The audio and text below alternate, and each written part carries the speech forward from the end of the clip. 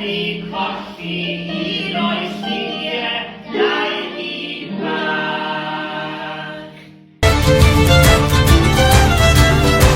Mae'r adlen wedi colli un o'i sgiliau neu ifanc.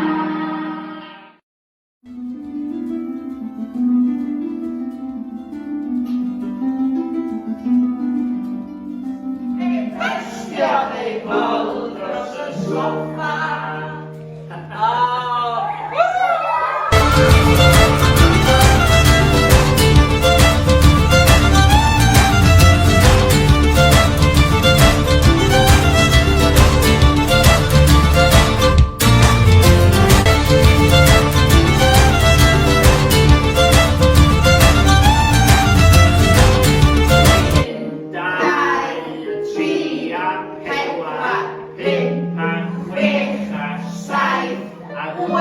Wrth deithio'n y cargis Mehefin, mis llwyd oedd y bwyntau ffwdin, wrth ddod rownd y gornel